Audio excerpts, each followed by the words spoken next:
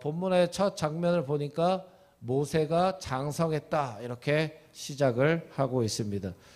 이때 모세의 나이를 사도행전 7장 23절에 보니까 40세다 이렇게 말씀을 하고 있습니다. 오늘 본문 11절 시작점을 보니까 모세가 40세의 나이가 됐을 때 한 번은 이러고 마치 이 오늘의 본문의 사건을 우연스럽게 그리고 있지만 히브리서 11장 24절과 25절을 보면 모세의 이 사건은 그냥 우연스럽게 이루어진 사건이 아님을 우리가 알고 있습니다. 히브리서 말씀을 보면 믿음으로 모세는 장성하여 바로의 공주의 아들이라 칭함받기를 거절하고 또 도리어 하나님의 백성과 함께 고난받기를 잠시 죄악의 낙을 누리는 것보다 더 좋아했다 이렇게 말씀을 하고 있습니다. 즉 모세는 40의 나이가 되면서까지 애굽의 궁전에 어떻게 보면 명예와 특권을 누리고 살고 있었지만 자신의 정체성을 잃어버리지 않고 있었다는 걸 말씀하고 있는 거죠. 그래서 이러한 영향을 준 인물로 우리는 그의 어머니인 요게벳을 또 대표적 인물로 생각할 수 있습니다. 우리가 너무나 잘 알기 때문에 모세가 태어났을 때 나일강에 이렇게 노임받게 되지 않습니까? 그때 이제 바로의 딸이 밖에 나와 있다가 또 모세를 발견하고 모세의 누이가 모세의 어머니인 요게벳을 유모로 이제 소개를 하죠. 그래서 가장 이제 어떻게 보면 영유아기 때 모세가 이제 어머니의 손에 이렇게 자라나게 된 계기가 됩니다. 그래서 우리는 이 장면을 보면서 모세에게 신앙과 또 어떻게 보면 정체성에 영향을 준 인물로 어머니 요게벳을 우리가 뽑고 있는 것이죠. 다시 사도행전 7장 23절을 돌아와서 전체적으로 이 구절을 보면 이렇게 얘기합니다. 나이 40이 되매 그 형제 이스라엘 자손을 돌아볼 한번 따라해볼까요? 생각이 나더니 그러니까 그 형제 이스라엘 자손을 돌아볼 생각이 났다 이렇게 얘기를 하고 있습니다. 그러니까 이것은 모세의 내면에 자리 잡고 있던 정체성이 왜 중요했느냐. 그래서 그가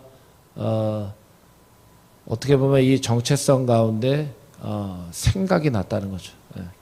모세는 완전히 성숙한 믿음은 아니었을 겁니다. 왜냐하면 이후에 광야의 시간을 통해서 하나님 앞에서의 자신을 발견했기 때문입니다. 그러나 모세가 겉으로는 애굽의 왕자로서의 모습을 보였지만 그는 이스라엘을 향해서 노예가 아닌 자신의 형제라고 표현하고 있다는 것이죠. 그래서 자신이 어디에 속한 사람인지 모세가 한편으로 알고 있었다. 그래서 정체성이란 이런 것 같습니다. 내가 애굽의 궁궐에 살면서 어떻게 보면 외형적으로 애굽의 왕자로 보여지고는 있지만 궁궐 밖에 있는 학대받으면서 또 어려운 노동으로 울부짖는 이스라엘 백성들을 향해서 저 사람들이 내 형제다라고 말할 수 있는 게 정체성이 아닌가. 그래서 우리의 정체성도 이와 같아야 될 줄 믿습니다.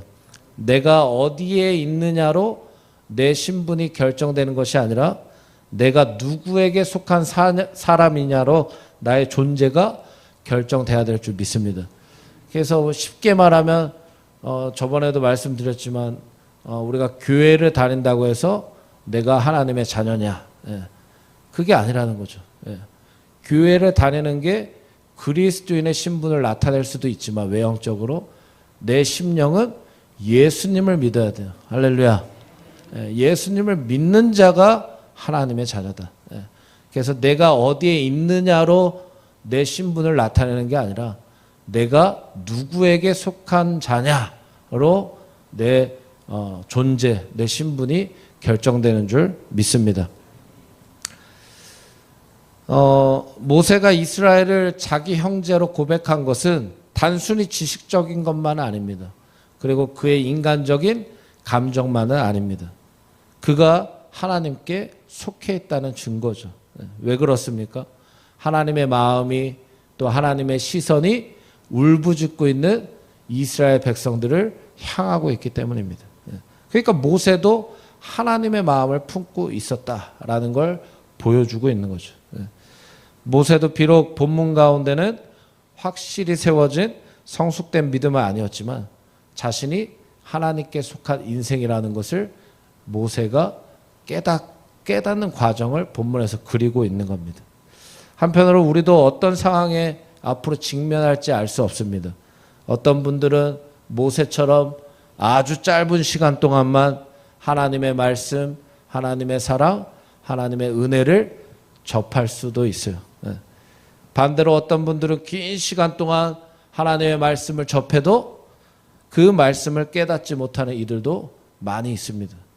중요한 것은 시간의 길이 또 환경적 상황이 아닙니다. 하나님의 말씀 앞에서 또 그 부르심 앞에서 내가 누구인지를 깨달을 수 있다면, 내가 누구에게 속한 자인지 깨달을 수 있다면 우리는 애굽 궁궐과 같은 세상 가운데 살아간다고 해도 그는 결국 궁궐이 아니라 하나님을 선택하게 될 줄 믿습니다. 모세가 이스라엘 자손을 돌아볼 생각이 난 것처럼 우리도 날마다 하나님이 생각나야 되고 또 하나님의 마음이 생각나야 되고 또 내가 하나님의 자녀와 백성임이 생각나야 될 줄 믿습니다. 모세는 이스라엘 백성들의 노동의 현장으로 나갔습니다. 노동의 현장, 학대받는 그 현장으로 나갔어요. 그러니까 생각만 하고 있는 게 아니고 그 현장으로 나간 거예요, 직접. 그때 어떤 애굽 사람이 한 히브리 사람 곧 자기 형제를 치는 장면을 보게 되죠. 이때 모세는 12절에 좌우를 살폈다. 그리고 사람이 없음을 보고 그 애굽 사람을 쳐 죽여서 모래 속에 감추었다. 끔찍한 살인을 저지르게 되지 않습니까? 어떻게 보면 모세의 입장에서는 납득이 될 수밖에 없는 상황일 수도 있어요. 왜냐하면 출애굽기 1장에 보면 이스라엘 백성들을 오히려 애굽 사람이 두려워하고 있었다. 왜냐하면 이스라엘 백성들의 수가 많아지고 그들이 강하다는 걸 그들은 모르고 있었지만 애굽 사람들은 알고 있었어요. 그래서 더 많은 수고, 노동을 하도록 감독자를 세우고 뭐 여러 가지 뭐 농사일뿐만 아니라 여러 가지 일들을 그들에게 더 얹어서 감당케 했습니다. 근데 모세가 이런 것을 모를 리가 없죠. 그렇죠? 애굽의 왕자였기 때문에 자기 형제들이 더 고통받는다는 걸 알고 있었을 겁니다. 근데 실제로 그 현장에 나갔는데 애굽 사람이 자기 형제를 치는 걸 보고 있으니까 얼마나 답답하고 또 화가 났겠어요. 그러니까 참을 수 없으니까 그가 어떻게 보면 어쩔 수 없이 그 마음에 정의감에 불타는 마음 또 화가 나는 마음을 그렇게 표현을 했던 거죠. 어떻게 보면 이것은 고통의 순간 가운데 나온 모세의 정체성이에요. 내 형제를 쳐 감히 한편으로는 갇혀져 있던 울분과 또 지금까지 참고 있었던 자기의 정체성을 드러내는 그 모습이 될 수가 있죠. 그러나 그 마음이 좋은 동기에서 시작되었건 또 옳은 방향의 마음으로 시작되었건 중요한 것이 뭐냐? 한번 따라해 볼까요? 내 방법이 아닌 하나님의 방법대로. 할렐루야. 내 방법이 아닌 하나님의 방법대로 문제를 해결해 나아가는 것이 중요하다는 거죠. 우리가 잘 알듯이 사울 왕이 있죠. 그는 블레셋 군대가 쳐들어왔을 때 또 사무엘 선지자가 제 시간에 오지 않는다고 하여 또 그 본인이 백성들을 봤는데 막 흩어지고 있어요. 그러니까 답답하고 조급하고 긴박한 순간이 됐어요. 그러니까 본인이 스스로 제사를 드려버리지 않습니까? 그건 원래 사무엘 선지자의 역할이었는데 이제 자기가 스스로 어쩔 수 없다 부득이하여 그렇게 했다라고 설명을 합니다. 근데 하나님은 어쩔 수 없다는 그 사울의 말, 어떻게 보면 우리도 인간적으로 삶을 살아갈 때 어쩔 수 없을 때가 있지 않습니까? 그렇다고 하나님이 뭐 무조건적으로 그렇게 막 뭐 우리의 삶을 모르고 잘못했다고 그것만 강조하시는 분은 아니지. 예. 그러니까 하나님의 여기서 강조하시는 것 따라해 봅시다. 하나님의 방법대로. 할렐루야. 예.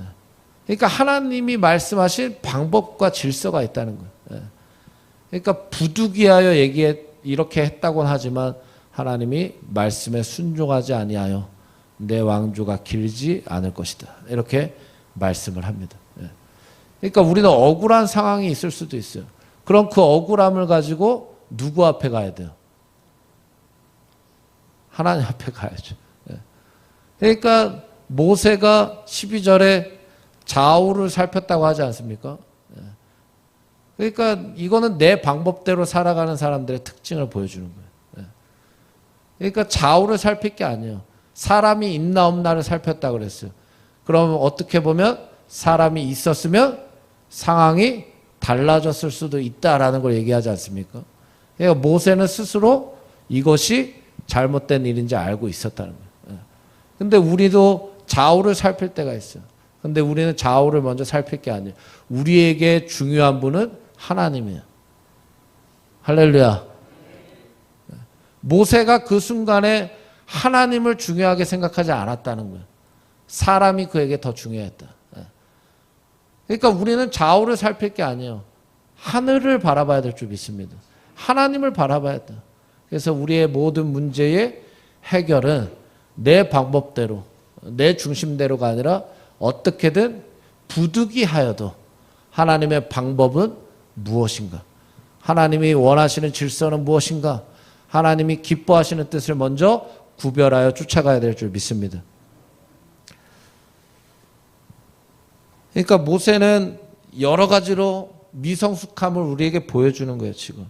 연약함을 보여주는 거예요.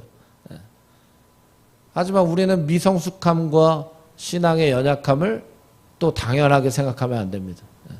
왜 그렇습니까? 죄는 내가 미성숙하다고 해서 사해지는 게 아니에요. 죄는 내가 연약하다고 해서 해결되는 게 아닙니다. 내가 반드시 십자가 앞에서 해결을 봐야 되는 문제죠. 저 미성숙해요. 저 연약해요. 저 잘 몰랐어요. 그런다고 해서 죄가 해결되지 않아요. 죄는 우리가 예수 그리스도의 이름 앞에 해결을 봐야 됩니다. 그러니까 모세는 지금 미성숙한 모습들을 보이고 있지만 결과적으로 모세가 40년의 광야의 시간이 흐른 뒤에 그가 하나님 앞에 큰 일꾼으로 쓰임받지 않습니까? 그러니까 이건 뭘 의미하냐? 우리도 마찬가지로 여러 실수도 할 수도 있고 위기도 있을 수 있고 나의 미성숙함, 연약함 때문에 여러 가지 일들이 있을 수 있어요. 근데 궁극적으로 우리는 어떻게 해야 됩니까? 하나님의 사람으로, 하나님의 일꾼으로 한번 따라합시다. 온전히 성장해야 되고 성숙해져야 되고 쓰임받아야 된다. 할렐루야. 예. 그러니까 우리는 날마다 성장할 수밖에 없어요. 우리는 날마다 성숙해져야 됩니다. 왜? 하나님 앞에 쓰임받는 하나님의 백성이 돼야 되기 때문인 줄 믿습니다. 모세는 이튿날 다시 나가봤어요. 예. 그리고 두 히브리 사람이 싸우는 장면을 또 목격하지 않습니까? 그래서 둘 중에 잘못한 사람에게 왜 동포를 치느냐 얘기를 합니다. 그때 그 사람이 14절에 누가 너를 우리를 다스리는 자와 재판관으로 삼았냐? 내가 애굽 사람을 죽인 것처럼 나도 죽이려느냐? 이렇게 따져 묻습니다.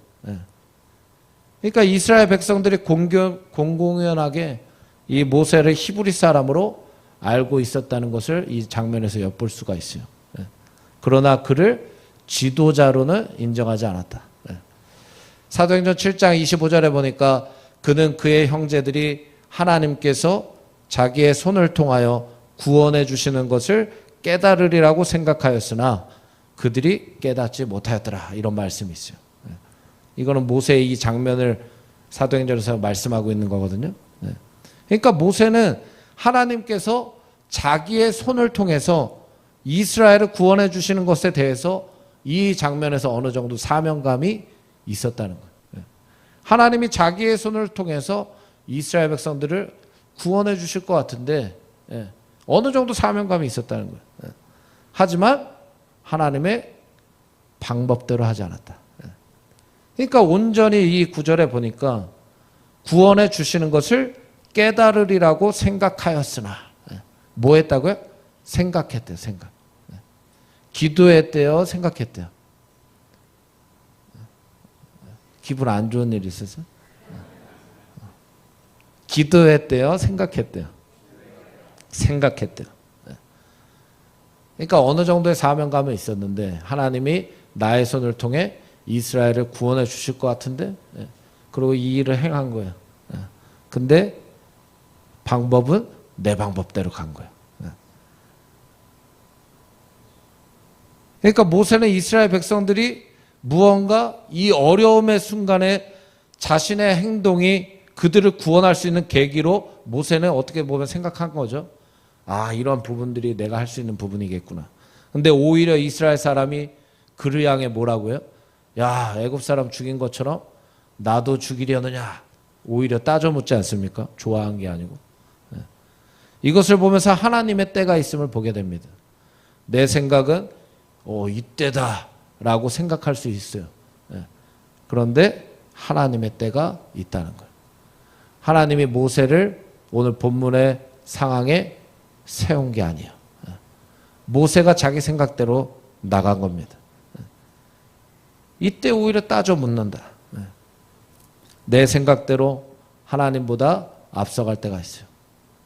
또 내 경험대로 하나님보다 앞서갈 때가 있습니다. 그럼 그 안에 선함과 거룩함이 없습니다. 오늘 본문에 뭐가 있다고 그래요? 따라합시다. 두려움. 모세가 두려움에 사로잡힌 거예요.